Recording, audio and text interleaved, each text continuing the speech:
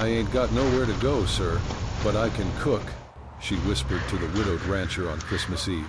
Dust Creek, Wyoming Territory, Christmas Eve, 1887. A thin layer of snow blanketed the narrow road into Dust Creek. The town lay still beneath a pale gray sky, its wooden buildings silent, windows dark. Wind swept through the empty street, whistling between the boards of shuttered porches, slicing like a blade of ice. On that road, a woman walked alone, her head bowed beneath a threadbare shawl, her coat thin against the merciless cold. Elmina Hartley was 28 years old, and she had lost everything. 2 months ago, her husband had died, suddenly, without warning. Days later came the knock at the door. Creditors. Papers with signatures she had never seen. Debts he had kept hidden. They took the house, the land, even her mother's wedding quilt. All that remained were a fraying sack and 3 things too worthless to steal: a dented cast-iron pot, a worn wooden spoon, and a dull paring knife. Now she wandered into Dust Creek, a stranger with nowhere to go on the loneliest night of the year, Christmas Eve. She knocked on the first door, a flicker of movement behind a curtain, then silence. At the second, a woman cracked the door, took one look at her, and snapped, "We don't feed beggars." The third door opened briefly before a man grunted, "No charity here. Try the mission, if it's open." Snow stung her cheeks. Her breath came in shaky clouds.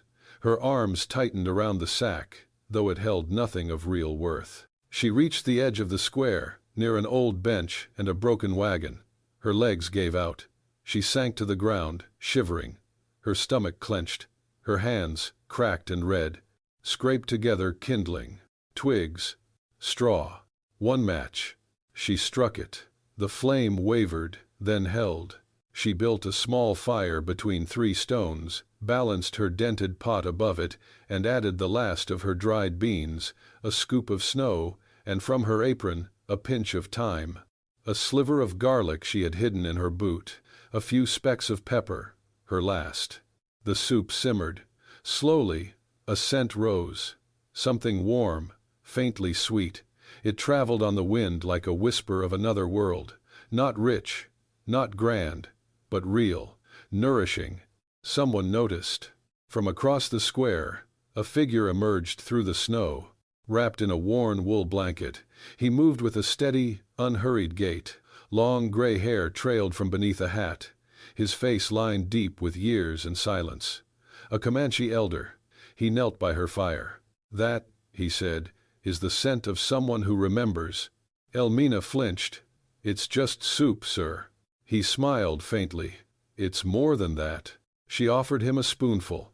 He accepted, sipping slowly, his eyes closed. "My wife cooked like this," he murmured, as if feeding someone's soul. The quiet between them opened gently.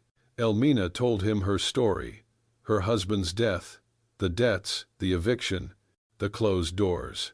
The old man listened, his expression unreadable, his stillness comforting. When she finished, he stirred the fire. "This town has no place for you," he said, "but there might be one elsewhere." Her head lifted. 12 miles northwest, he continued, there's a ranch, Red Hollow. The man who runs it, Caleb Rourke, lost his wife 5 winters back. Since then, he's turned to stone. No one stays long. But you, he tapped his chest, you cook with memory, that might reach him. You think he'd let me work? I think his heart is not dead, just waiting. Not for hands, for soul. Snow swirled softly around them.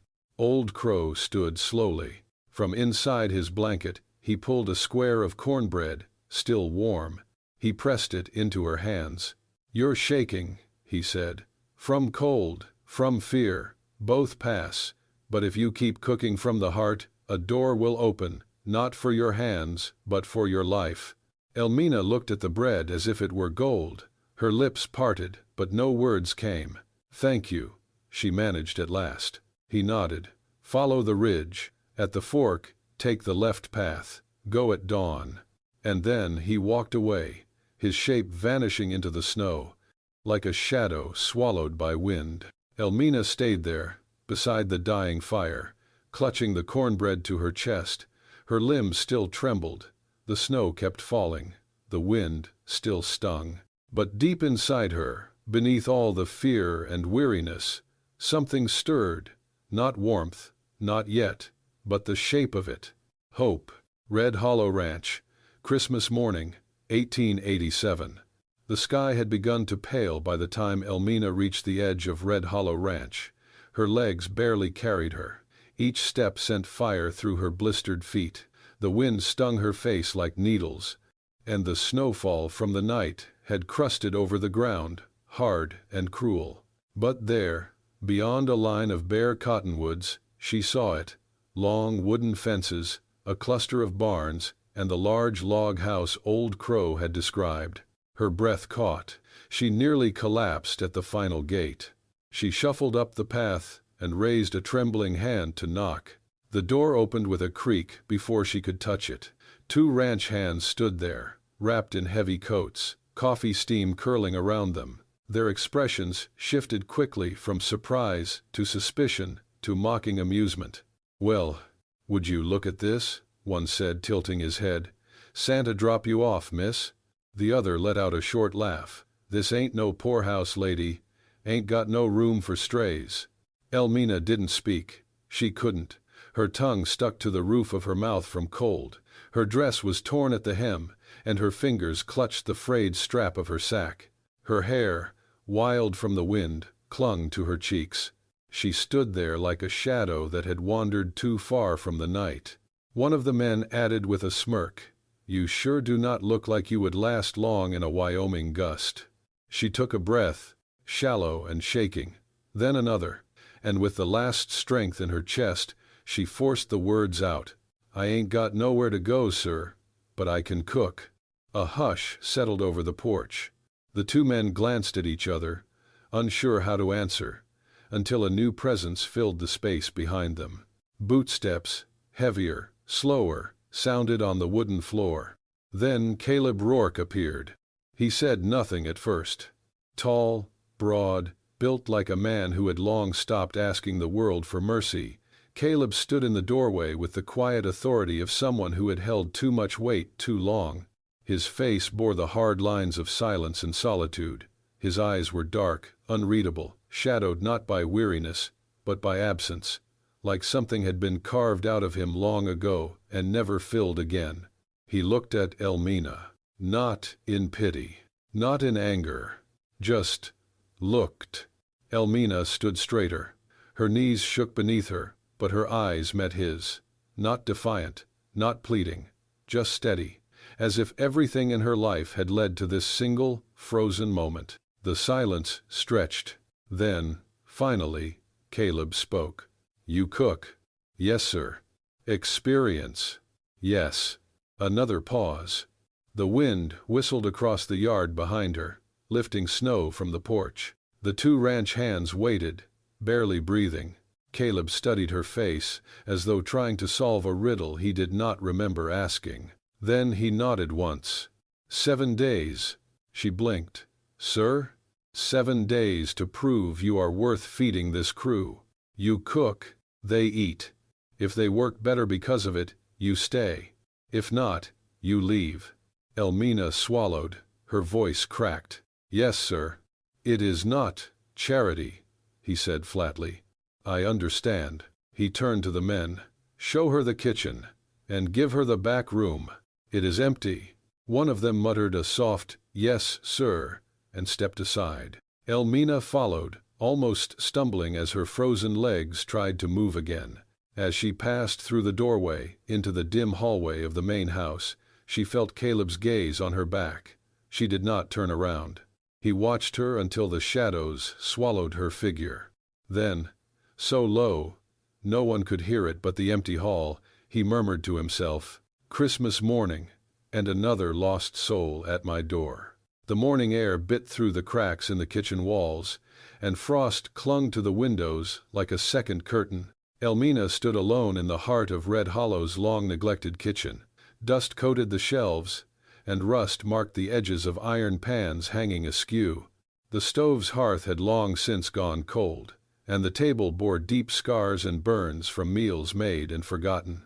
She tightened her apron and set down her sack. With quiet purpose, she rolled up her sleeves and began to clean. By the time the sky lightened fully, the kitchen had changed. The fire crackled again. The scent of warm butter, garlic, and nutmeg drifted into the hall. Elmina worked with steady hands. Flour and cornmeal mixed into thick batter, dropped in spoonfuls onto a griddle until the edges crisped golden. She whisked eggs until they shone like morning light and sliced smoked pork thin, frying it with onions until the air shimmered with savory heat. She did not rush. She cooked like someone who believed food could matter. When the ranch hands filed in from the yard, stomping snow from their boots, the kitchen met them like a different world. They stopped at the threshold. No one spoke. One man sniffed the air and blinked like he had walked into a dream. Another scratched his beard, clearly thrown by the warmth, the smells, the strange order to the once-forgotten room. Elmina turned from the stove. "Good morning," she said gently. "Breakfast is ready." For a beat, no one moved. Then one of them, tall, weathered, with a scar down his cheek, stepped forward and picked up a plate. He scooped a serving of eggs and bacon, added a few corn cakes, then sat and took a bite. He froze, chewed once, then again. "Sweet Lord," he muttered. "I thought I died and went to heaven." The others followed, loading plates. Silence held for a moment, then broke into groans of satisfaction and the scrape of forks against tin. Elmina watched from the hearth. She said nothing, just refilled the plates as needed. Their looks of surprise and appreciation were reward enough. When breakfast finished, Jonas, the same ranch hand who had shown her to her room, approached the table she had set aside. On it sat a separate tray, neatly arranged corn cakes, eggs, and garlic-fried pork, steaming gently. "I will take this to the boss," he said, and carried it down the hall. In Caleb Rourke's study, the rancher sat behind a large desk cluttered with bills and old maps. The fireplace was dark, the only light coming from a small oil lamp on the wall. Jonas entered and set the tray down. "Cook sent breakfast," he said simply. Caleb did not look up. "Leave it." Jonas did, then exited, closing the door softly behind him. Caleb remained motionless for a few more moments. He continued reading the paper before him, then paused. The scent reached him: onions, pork, warm nutmeg. He set his paper down and picked up a corn cake, bit into it. His expression did not change. He chewed slowly, thoughtfully. He tried the eggs, then the pork. Still nothing showed on his face. But when he set his fork down, his hand moved, just slightly. It rested flat on the table, the fingers curling faintly against the wood, as if something long buried inside him stirred. He ate everything. When Jonas returned later to clear the tray, Caleb did not glance up. His voice was low. "Tell her she did well." Just that. Jonas nodded and left. Back in the kitchen, the ranch hands were finishing up, scraping their plates clean and reaching for seconds. Some began clearing the table without being asked. Others nodded to Elmina with murmurs of thanks. One even said, half-jokingly, "Best thing to happen to this ranch since clean water." The mood had changed. Outside, the snow still fell. But inside, something warmer took root. By the end of the day, work moved more smoothly. Fewer arguments, more laughter. Men took extra shifts without grumbling. The ranch, for the first time in a long while, felt less like a machine and more like a home. Elmina wiped down the counter as the last light faded through the frost-covered window. She did not smile, but something softened in her eyes. Not hope, not yet, but something close. The days passed in quiet rhythm, and Elmina grew more accustomed to the daily motions of life at the ranch. She rose before the sun, prepped breakfast before the frost had melted from the windows, and worked long past dusk. Her food had not just filled stomachs, It had begun to mend something unseen in the men who ate it. Many of them treated her with simple, wordless respect. But not all. 3 of the younger ranch hands had started to linger longer than necessary in the kitchen. Their laughter echoed louder when she passed. Their eyes lingered too long. The compliments, at first clumsy, soon twisted into something colder, more cutting. "Smells better in here every day," one of them said, leaning in the doorway with a smirk. "And I ain't talking about the biscuits." Elmina kept her back turned, kneading dough, her jaw tightening. Another added, "Bet she's sweeter than that cornbread, too." The third laughed, loud and mean. "Wonder if she needs company in that little room of hers." She bit the inside of her cheek, refusing to show them her trembling. She focused on her task, shaping dough, brushing it with melted butter, slipping it into the oven. But the heat of the stove did little to ease the chill of humiliation crawling up her spine. Then, one morning, the words cut deeper than before. As she bent to lift a heavy pot from the hearth, one of them stepped too close behind her. "Well now," he drawled, voice low and smug, "a girl like you must get real lonely come nightfall. Why don't you let me fix that for you?" The words hit like a slap. She stiffened, heart pounding. Her eyes burned, a mix of fury and shame welling inside her. And then, the kitchen door creaked open. Caleb Rourke stepped in. He did not storm. He did not shout. He simply walked in, quiet as snowfall, and every man in the room fell still. Caleb's coat was dusted with the chill of morning air. His boots echoed with slow, deliberate weight. He stopped near the long kitchen table, placed one large hand gently upon the wood, flat, firm. The silence grew sharp. His voice came low and even, not a trace of raised volume, only iron. "She cooks for you," he said, looking directly at the man who had spoken. "So you can work, so this ranch can run. She is not here for your entertainment. She is not here for your mouth, your jokes, or your hands." The man opened his mouth, then closed it again. Caleb's gaze did not waver. "One more word like that," he continued, "and Red Hollow will no longer have room for you. Not tomorrow, not after supper. Right then." The man swallowed hard. "Yes, sir." Caleb looked at the others, his eyes sharp as frost. "Do I make myself clear?" A murmur of assent, "Yes, sir," rose around the room. Only then did he turn his head slightly toward Elmina. She had not moved. Her hands were still near the hearth, but her breath was caught in her chest. Their eyes met, and in that moment, something in his face changed. Just for a breath, the hardness remained, but beneath it there was a flicker of concern, of apology, not loud, not dramatic, but real. Caleb inclined his head just a little, not a bow, not a grand gesture, but enough. Elmina blinked once, then lowered her eyes. Her hands resumed their work, steady again. Without another word, Caleb turned, stepped out onto the porch, and let the door ease shut behind him. In the kitchen, no one said a thing. The men finished their meal in silence. When they left, one or two nodded at her, not mockingly this time, but as if unsure how to offer something better. She remained at the stove, quietly brushing the tops of the biscuits with butter. Her fingers no longer shook. Something had shifted, not just in the air, but in her.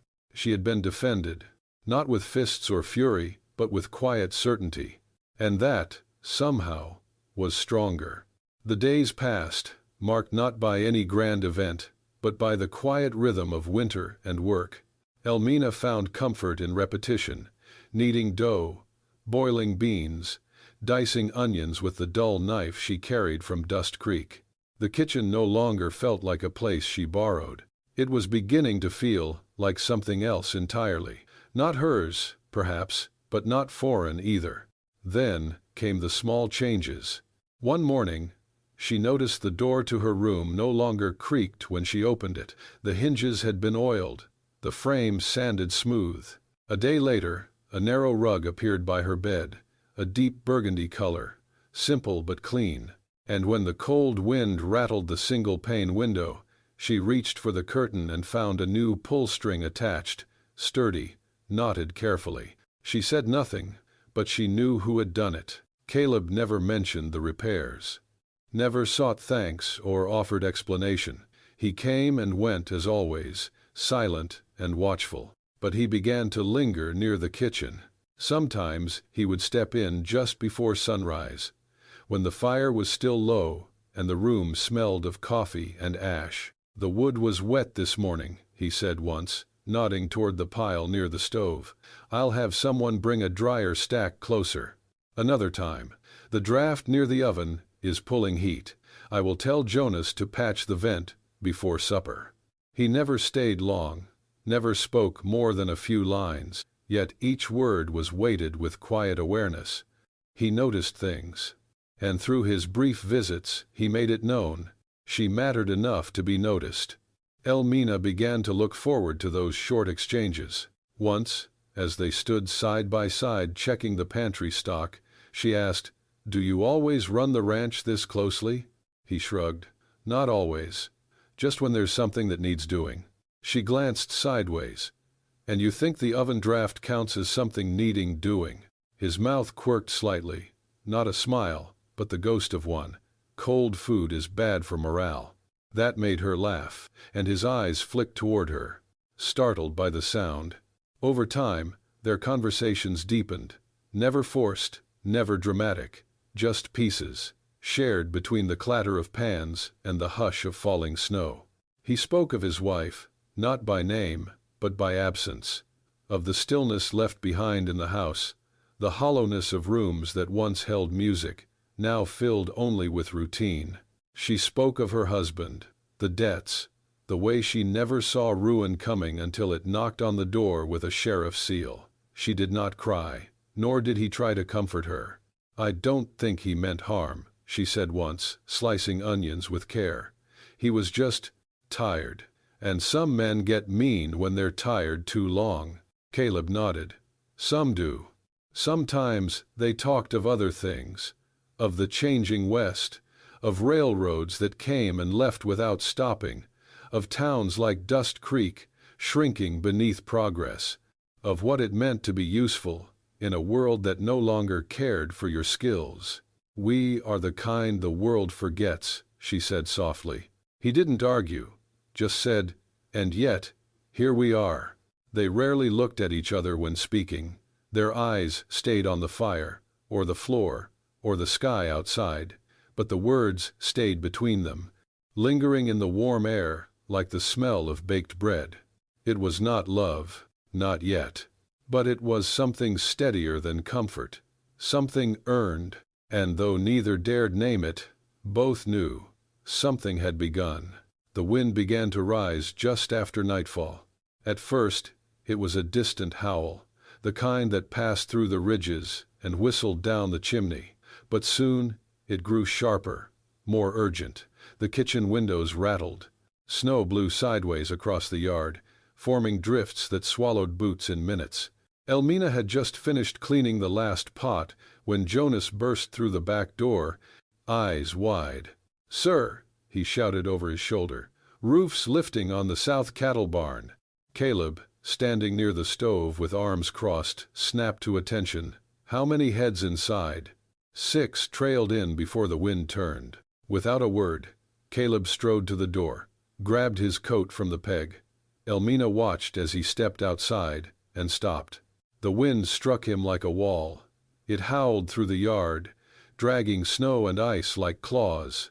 Somewhere in the distance, a heavy thump echoed, timber straining under pressure. Elmina ran to the door just in time to see him hesitate. His shoulders stiffened.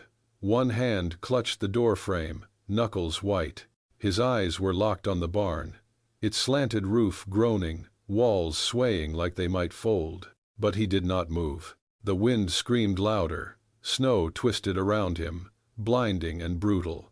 Elmina saw the tremor in his hand, the stillness in his boots. She knew then, this was not about cold or danger. It was memory. He had been here before. A man paralyzed, not by weather, but by grief. She had heard the story in whispers. His wife, 5 winters gone, had died in a storm like this one, crushed when a stable collapsed as she tried to save the horses. Now, it was happening again. But Caleb could not move. So Elmina did. She pulled her scarf tight, wrapped another around her head, and plunged into the blizzard. Jonas and the other hands were already at the barn, ropes in hand, shouting over the roar. The door flapped violently, hinges shrieking. The walls bowed inward. "We need to brace the west side," one man yelled. "No time. We lose the roof in minutes." Elmina grabbed a length of rope, tied it around a post, and shouted back, "Pull it against the wind. Anchor it low." They looked at her, startled, but her voice was firm, her eyes focused. "Move the cattle out the back," she ordered. "One at a time. Do not spook them. Fast, not loud." She helped tie beams, held the ladder steady as Jonas climbed to secure the tarp over the broken eaves. Her hands bled from cold and splinters, but she never slowed. The barn trembled, but did not fall. One by one, the cattle were led out through the rear gate, down toward the lower pen shielded by the wind. By the time the last animal cleared the threshold, the roof gave one final groan, then settled. The worst had passed. Inside the barn, Elmina sagged against the wall, breath coming in bursts. Her scarf was frozen, hair soaked, skirts caked with ice. But they had done it. No lives lost, nothing broken but the silence. She turned and found Caleb standing in the open doorway. He had not moved since she ran. Snow clung to his shoulders, his hair, his lashes. His face looked carved from stone, except his eyes. They held something else now. Shame, gratitude, awe. She stepped closer, lips trembling not from cold. "You froze," she said quietly. He did not deny it. "I watched you from the door. You wanted to move, but couldn't, because you remembered her." Still, he said nothing. Then she reached out and placed a hand gently on his sleeve. "No one stays strong forever, Mr. Rourke," she murmured. "Even stone can crack under wind." For a long moment, he just looked at her. No words, no defense. Then, slowly, he gave a single, silent nod. And something in him, something buried too long, began to shift. Snow still clung to the porch roof when Caleb stood alone outside the barn, leaning on a fence post. The cattle were safe, the danger had passed, but inside him, a storm still raged. Elmina approached, carrying a small pail of water for the horses. She paused at the sight of him, rigid, distant, staring into the white fields as though haunted. She set the pail down and wiped her hand on her apron. "Would you like some water too?" she asked gently. He shook his head. Silence stretched between them, heavy with things unsaid. At last, he spoke, his voice low, strained. "5 winters ago," Caleb said, "there was a storm like this. My wife insisted we move the horses to the main barn. I said the wind would pass, that it was too dangerous. She went anyway." His jaw tightened. "At dawn, they found her, and the horse buried beneath the barn. I tried to dig through, but there was nothing left to save." He fell quiet. Snow drifted. The grief in his voice was raw and unhidden. "After that," he continued, "I shut the doors, locked the windows, kept the ranch running, but not alive. I thought survival was enough." Elmina listened in silence, the wind curling softly between them. When he stopped, she picked up the pail and offered it to him again, not as water, but as kindness. "You've carried that alone," she said. "Loss doesn't make a man weak. It makes him tired. But even tired, a man can begin again." He glanced at her, a flicker of surprise behind the pain. "You lost someone too," he said. She nodded. "My husband wasn't cruel, just weak. He borrowed more than he could repay, hid it from me. When he died, the debts destroyed everything we had, even me." Her voice trembled, but her gaze stayed steady. "But I still know how to make something good from what's left." Caleb's shoulders eased. just slightly. He stepped forward. His hand came to rest gently on her forearm. Not a grab, not control, just connection. A man who had not touched another soul in years, finally reaching. "Since you came here," he murmured, "this place smells like life again." He looked toward the barn, the snow, the quiet hills beyond. I forgot Red Hollow could have laughter. He met her eyes. "Thank you." Elmina's breath caught. Her lips curved into a faint smile, uncertain but real. She said nothing, words felt too small, but her silence was full of meaning. They stood like that, two quiet figures in the snow, bound by grief and something gentler beginning to stir. The air still bit with cold, but the silence between them warmed. Then Caleb did something unexpected. He reached into his coat and pulled out a scarf, soft, faded, worn by time. He placed it in her hands. No words, no explanation, but the meaning was clear. It had once belonged to someone he loved, and now he passed it on. Elmina looked down at it, fingers curling slowly around the fabric. Beneath the winter sky, in the hush after storm, something fragile sparked between two souls who thought they would never feel again. Healing, quiet and real, had begun. Snow fell gently on Red Hollow Ranch as night settled in. 1 year had passed since Elmina first arrived, cold and desperate, on that distant Christmas morning. Now the kitchen glowed with warmth and candlelight. The long table was set with care: roasted venison, baked apples, spiced carrots, and fresh cornbread resting in woven baskets. A pie cooled on the windowsill, its cinnamon scent mingling with the crackle of firewood. Outside, ranch hands gathered around the bunkhouse porch, strumming a fiddle and singing carols out of tune but full of joy. Laughter rose through the snowy air, echoing across the quiet fields. Inside, Elmina made final adjustments to the table, straightening a folded cloth, adjusting a dish. Her hair was pinned neatly, her apron freshly pressed. She moved with quiet confidence, no longer the trembling stranger who had once stood on that very porch, begging for a chance. The door opened behind her. Caleb Rourke stepped into the room, brushing snow from his coat. His shoulders, once hunched with old grief, now stood tall. His eyes, once distant and unreadable, found hers immediately. A long silence stretched between them, not uncomfortable, just full. He spoke, his voice quieter than usual. "The night you came, you said you had nowhere to go." Elmina turned to face him fully. Caleb looked down for a moment, then back at her. "If you still feel that way, Red Hollow could be that place." He reached into his coat and pulled out something carefully folded, a new scarf, deep red like wine, thick and soft. Without a word, he held it out to her. Elmina froze. She recognized it wasn't just any scarf. It was the same pattern, almost the same weave, as the one she had seen folded in the corner of Caleb's study months ago. The one he had never moved. The one that had once belonged to his wife. But this wasn't that one. This was new, chosen, given. With gentle hands, she accepted it. Her fingers trembled slightly. Caleb didn't explain, didn't elaborate. He only said, softly, "This one is for you." Emotion welled in her chest. She blinked quickly and whispered, "My road doesn't wander anymore, Mr. Rourke. Not if you'll have me here." He didn't smile. Not fully, but something warmer than any smile reached his eyes. Then, without a word, he stepped closer and touched his fingers lightly to the back of her hand. A small, simple gesture, but it carried everything he couldn't yet say.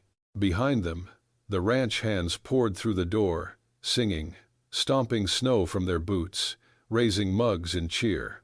The room filled with noise and life. The warmth of food and fire wrapped around them all. But in that quiet space between Elmina and Caleb, something even warmer had been kindled. She draped the scarf over her shoulders, fingers tracing the fabric. He lingered a moment longer, then turned to join the others, his stride slower than usual, as if savoring the air. Elmina watched him go, then looked out the frosted window. Snow continued to fall, blanketing Red Hollow in soft light. She closed her eyes briefly, breathing it in. For the first time in years, she felt steady. She felt home. And that's how a wandering cook and a stone-hearted widower found their way back to warmth on a cold Wyoming Christmas. Red Hollow Ranch stood quiet in the snow, but something tender had begun to bloom, slow, steady, and strong.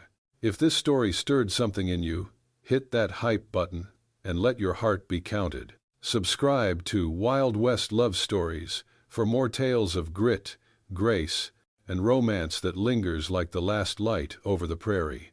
Out here on the frontier, every love story leaves an echo.